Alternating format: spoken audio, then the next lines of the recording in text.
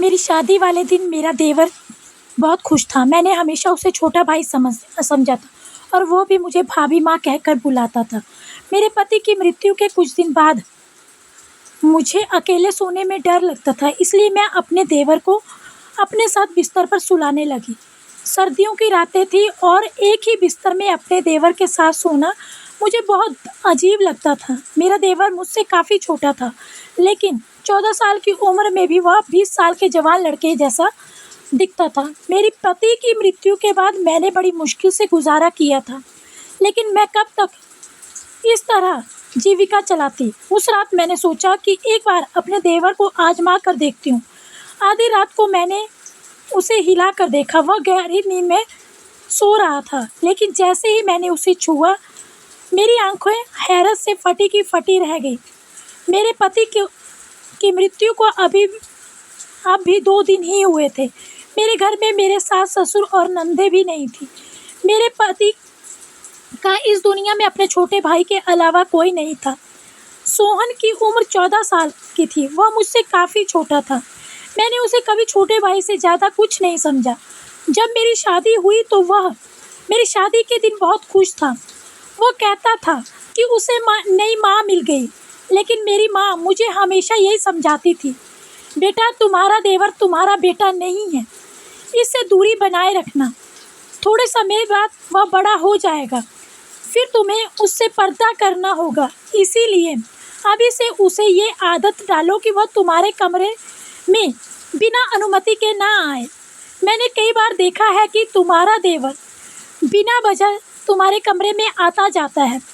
बेटी तुम्हें ऐसा नहीं करना चाहिए, क्योंकि तुम एक शादीशुदा लड़की हो। तुम्हें अपने पति और घर वालों की भी परवाह करनी चाहिए। मैं अपनी माँ की बात को सुनती तो मुझे लगता कि वह सोहन के बारे में गलत सोचती हैं, इसलिए मैं उनकी बातों पर नाराज़ हो जाती थी। लेकिन जब मैं बेसहारा हो गई, मेरे पति मुझे इस दुनिया से छोड़कर चले गए, तो मेरी आंखों से आंसू बह रहे थे। मैं सोच भी नहीं सकती थी कि वह मुझे अपने 14 साल के भाई के साथ इस तरह छोड़कर चले जाएंगे। मेरी ज़िंदगी बड़ी मुश्किल में पड़ गई थी। रो रो कर मेरा बहुत बुरा हाल था। रात के 12 बज गए थे। मेरा देवर रोहन अभी तक घर नहीं आया था। शायद वह अपने भाई के रिश्तेदारों में के साथ व्यस्त था। मेरा दिल इस बात से संतुष्ट था कि अगर वह घर नहीं आता तो यह अच्छी बात है, क्योंकि अगर वह घर आ जाता तो मुझे बहुत ही असहज महसूस होता। मुझे बार बार अपनी माँ की बातें याद आ रही थी। तभी इस बड़े घर के दरवाजे पर दस्तक हुई। मेरा दिल उछलकर गले में आ गया था। मैंने सोचा पता नहीं कौन होगा, लेकिन बाहर से रोहन की आवाज़ आई, भाभी दरवाज़ा खोलो, मैं हूँ सोहन। मैंने डरते डरते दरवाज़ा खोला। आज यह घर मुझे जंगल के जैसा लग रहा था। रोहन मुझे एक छोटा सा भेड़िया लग रहा था। पता नहीं क्यों मैं उसके बारे में इतना सोचने लगी थी। रोहन ने आते ही पूछा, भाभी क्या आपने खाना खाया? उसने बहुत ही मासूमियत से ये बात बोली थी। उसकी नज़रें झुकी हुई थी और एक हाथ में थैली थी। थैली में चावल थे जो होटल से लाए हुए लग रहे थे। उसने एक प्लेट में चावल डाले और मेरे सामने रख दिया। भाभी मुझे खाना बनाना नहीं आता, मैं आपके लिए बाहर से ही खाना लेकर आया हूँ, आप खा लीजिए वरना आप भूखी मर जाएंगी। मैं अपने भाई के बाद अपनी माँ को नहीं खोना चाहता। रोहन की आंखों में भी आंसू आ गए थे। वह मुझे माँ कह रहा था, लेकिन मेरी माँ की बातें मेरे दिमाग से निकल ही नहीं रही थी। भाभी आपको चिंता करने की कोई ज़रूरत नहीं है। मैं आपका बहुत ख्याल रखूँगा और मैं ही आपका सहारा बनूँगा। आप इस घर से कभी मत जाइएगा। वह बहुत ही भावुक बातें कर रहा था, लेकिन मेरे मन में कई आशंकाएं घूम रही थी। फिर उसने एक अजीब सी बात कही, भाभी आप इस कमरे में सो जाइए, दूसरा कमरा छत के पास है। मुझे लगता है कि आपको अब छत वाले कमरे में नहीं रहना चाहिए। अब तो सबको पता है कि हमारे घर में भाई की मृत्यु हो गई है। कोई भी बुरी नीयत से हमारे घर आ सकता। मैं हैरान थी कि रोहन इतनी छोटी उम्र में ऐसी बातें क्यों कर रहा है। क्या किसी ने उसे कुछ कह दिया है? लेकिन उसकी बातें मुझे ठीक भी लग रही थी। मैं उसके कमरे में चली गई। रोहन का कमरा दूसरी तरफ था, जबकि मैं और मेरे पति छत के पास वाले कमरे में रहते थे।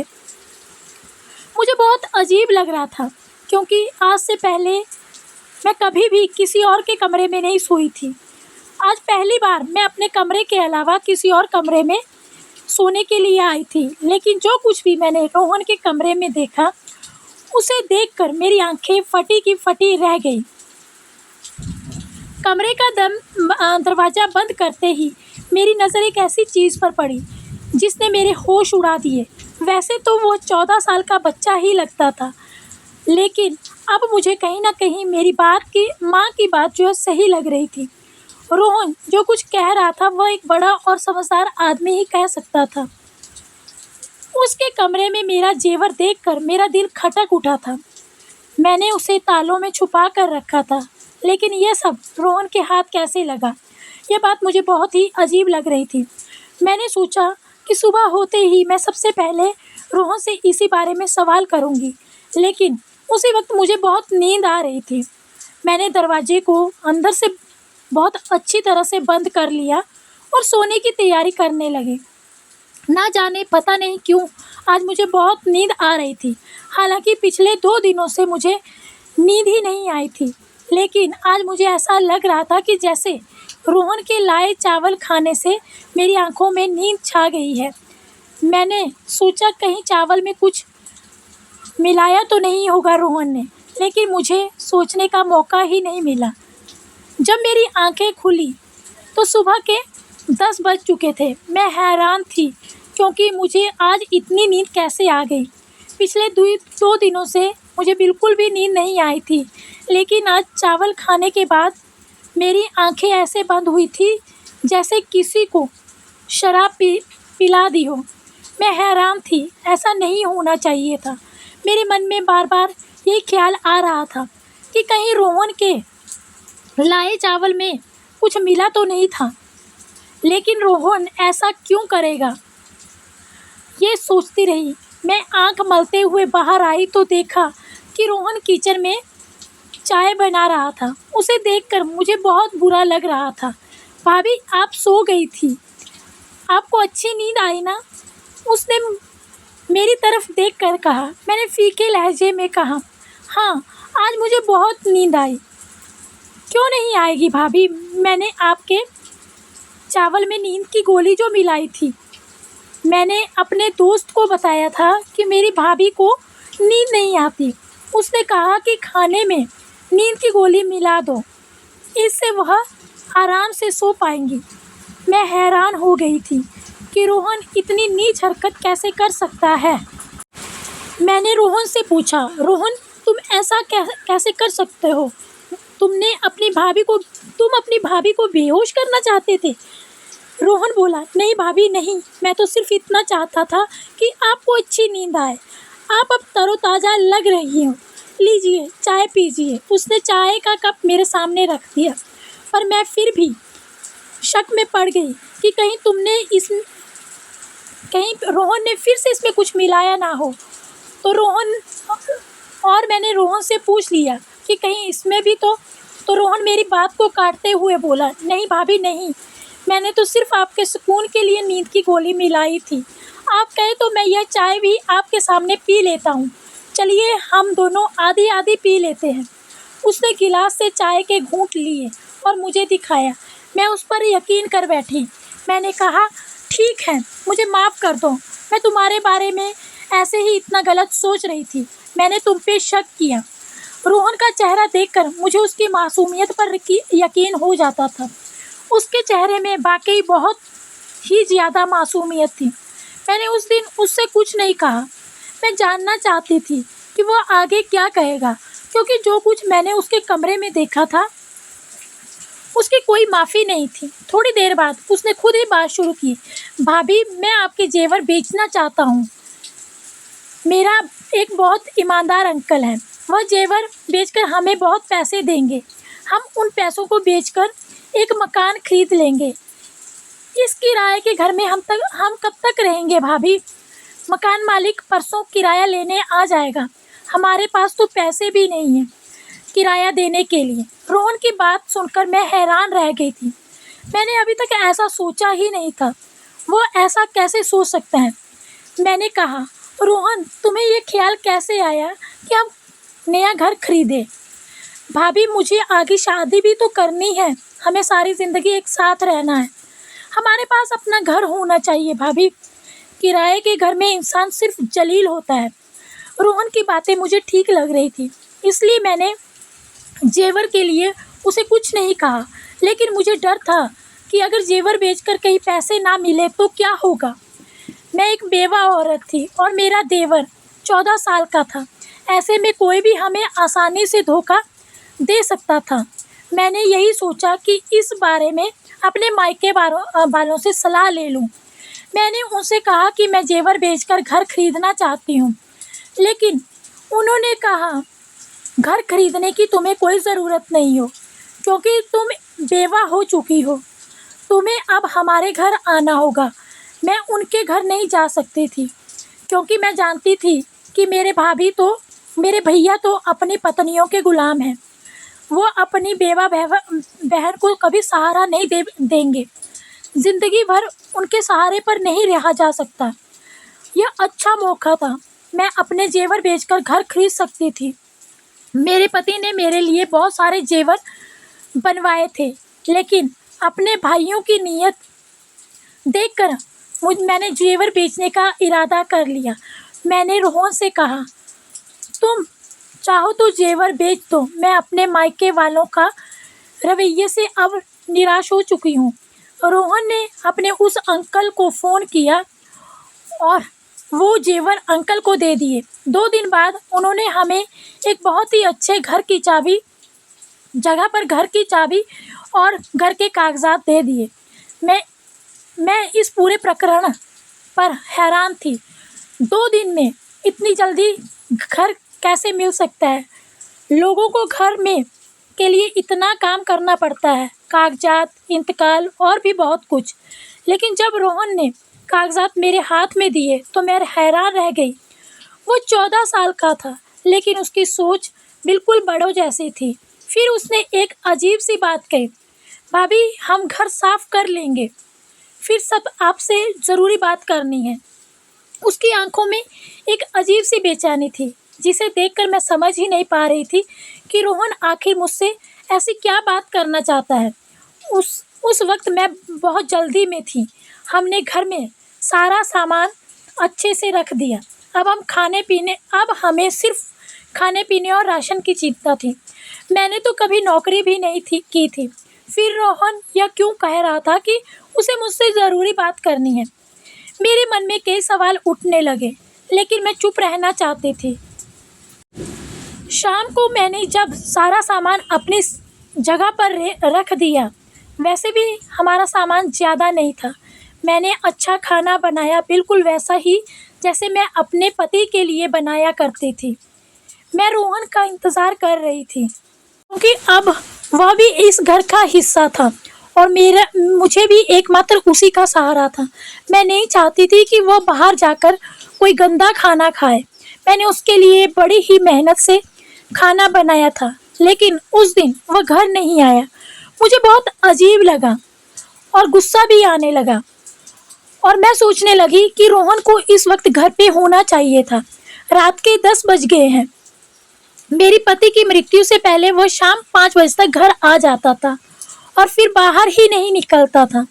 मुझे डर लग रहा था। मैं उसका इंतज़ार कर रही थी। रात के 12 बजे उसने दरवाजे पर दस्तक दी। मैंने गुस्से से दरवाज़ा खोला और उस पर बरस पड़ी। कहाँ चले गए थे रोहन?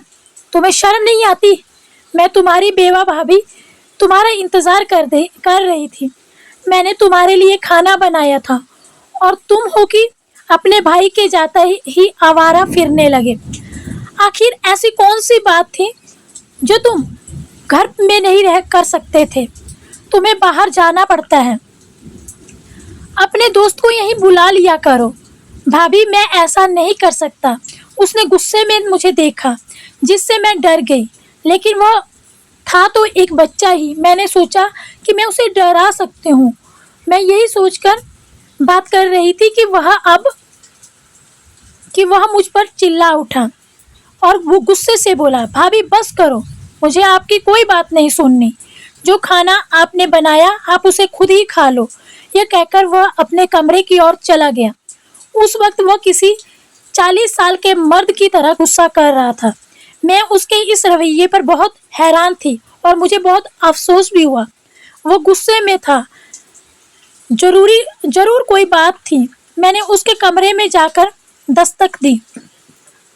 उसने दरवाजा खोला और अजीब सी नजरों से देखकर बोला, भाभी एक बात कहूँ? तो मैंने बोला कि हाँ बोलो, आप मुझसे शादी कर लो वरना आप काफिर हो जाएंगी। उसकी यह बात सुनकर मेरी आंखें फटी की फटी रह गई और मैंने गुस्से में उसको बोला कि तुम ऐसा कैसे सोच सकते हो मैं तुमसे शादी करूंगी। तुम्हारा माँ वाला प्यार कहाँ गया? जो तुम मुझे माँ माँ कह बुलाते थे वो कहाँ गया सब? तुम मुझे अब क्या हो गया तुम्हें? किसने तुम्हारा दिमाग खराब कर दिया? इतनी नीच बातें तुम कैसे सोच सकते हो? और फिर मेरे मुंह से तुमने निकाली भी कैसे? मैं गुस्से में आग बबूला हो रही थी। वह बिना किसी शर्म के मेरे सामने हाथ बांधे खड़ा रहा और मुझे टकटकी भरी नजरों से देखता रहा। मुझे उसकी नजरों से डर लगने लगा था। मैं बोलते बोलते ही चुप हो गई और अपने कमरे में आकर बैठ गई। मैंने कमरे का दरवाजा अच्छी तरह से अंदर से बंद कर लिया और मेरा दिल जोर जोर से धड़क रहा था, क्योंकि मैं सोच भी नहीं सकती थी कि रोहन ऐसा निकलेगा। मैंने उसे हमेशा अपने बच्चे की तरह ही समझा था। मेरी कोई संतान नहीं थी, लेकिन मेरे पति ने कहा था कि रोहन को अपनी संतान की तरह पालना। रोहन की बातों से मुझे बहुत तकलीफ हुई। मैंने सोच लिया कि आज के बाद मैं रोहन के साथ कोई बात नहीं करूंगी और यह घर मेरे नाम है। मैं अकेली भी रह सकती हूँ। अगर रोहन ने फिर ऐसी हरकत करने की कोशिश की तो मैं उसे घर से निकाल दूंगी। यह घर मेरे पति के पैसों का था और मेरे नाम पर था। रोहन को इसमें रहने का कोई अधिकार नहीं है। अब वह अपनी भाभी को इज्जत नहीं दे सकता। मेरी खामोशी अब गुस्से में बदल गई थी। सुबह मैंने रोहन के कमरे का दरवाजा जोर जोर से पीटना शुरू कर दिया, परंतु मुझे ये ध्यान ही नहीं रहा कि उसका कमरा तो बाहर से अंदर से बंद था ही नहीं। मैंने दरवाजा खोला तो कमरा खाली था। रोहन कहाँ गया? मेरा दिल गुस्से से पागल हो रहा था। मैंने बाहर के दरवाजे की ओर देखा तो वह बाहर से बंद था और मैं सोचने लगी कि इसका मतलब रोहन मुझे घर में कैद करके चला गया है। मुझे अब रोहन से नफरत होने लगी। इतनी छोटी सी ही उम्र में ऐसी हरकतें, ये सोचकर मेरा दिमाग पागल हो रहा था और गुस्से से भर गया था। मैंने अपने मायके जाने का फैसला कर लिया, लेकिन फिर मुझे याद आया कि मैं विधवा हूँ। बार बार घर से निकलना ठीक नहीं। मैं बेबस होकर फिर वहीं बैठ गई। मेरी पति की मृत्यु को अब 1 महीना हो चुका था। इस 1 महीने में रोहन कितना बदल गया था। मैं सोच भी ही रही थी कि अगर भगवान ने मुझे संतान दी होती तो मैं रोहन के सहारे ना होती। मैं अपनी संतान के सहारे जी लेती। लेकिन अब मैं उसे क्या कहूँ? मेरा तो उससे कोई रिश्ता भी नहीं था। जिस शख्स की वजह से रिश्ता था वह अब इस दुनिया से चला गया था। मैंने सोच लिया कि रोहन आएगा तो मैं उससे साफ साफ कह दूंगी कि वह इस घर से मैं नहीं रह सकता। शाम की को अभी रात शुरू भी नहीं हुई थी कि मेरे घर के दरवाजे पर जोर जोर से दस्तक होने लगी। मैंने सोचा कि रोहन होगा, लेकिन जब मैंने दरवाजा खोला तो सामने 3-4 आदमी खड़े थे। वो बहुत गुस्से में लग रहे थे। उनके चेहरे पर दाढ़ियां थी, जैसे वो धर्म के ठेकेदार हों। उन्होंने कहा, बीवी तुम यहाँ अकेली रहती हो क्या? मैंने कहा, हाँ मैं अकेली रखती हूँ। वो बोले, तुम झूठ बोल रही हो, तुम्हारा देवर भी तुम्हारे साथ ही रहता है। वह अब भी घर में ही होगा। यह लोग इस मोहल्ले को गंदा कर रहे हैं। इनको यहाँ से बेघर कर देना चाहिए, क्योंकि इन्हें यहाँ ऐसे रहने का कोई अधिकार नहीं है। मैंने कहा, भाई साहब, हमने किया ही क्या है? अरे, तुमने क्या किया है यह तुम हमसे पूछ रही हो? तुम अपने 14 साल के देवर के साथ अकेली रहती हो। तुम्हें पता भी है तुम्हारा पति मर गया है। तुम एक बेवा हो। अपने माँ बाप के घर जाओ, यहाँ शराफत से रहो। हमारे यहाँ भी बहन बेटियां रहती हैं। ऐसे लोगों को हम बर्दाश्त नहीं करेंगे। मुझे उन पर बहुत गुस्सा आ रहा था, लेकिन मैं उनसे उलझना नहीं चाहती थी। मैंने उनके मुंह पर दरवाजा बंद कर दिया। मेरी आंखों से आंसू बहने लगे थे। यह सब रोहन का किया धरा है था। मैंने अपना सामान बांधना शुरू कर दिया। यहाँ रहना मेरे लिए मुश्किल हो गया था। मैं जानती थी कि रोहन ने ही मेरे बारे में ऐसी बातें फैलाई होंगी कि मैं बहुत गुनहगार औरत हूँ। सच कहते हैं, दुनिया अकेली औरत को खा जाती है। भगवान सबकी हिफाजत करें। इस कहानी का अगला भाग सुनने के लिए इंतज़ार करें और हमारे चैनल को लाइक, सब्सक्राइब और शेयर करें। फिर मिलूंगी इस कहानी के अगले भाग के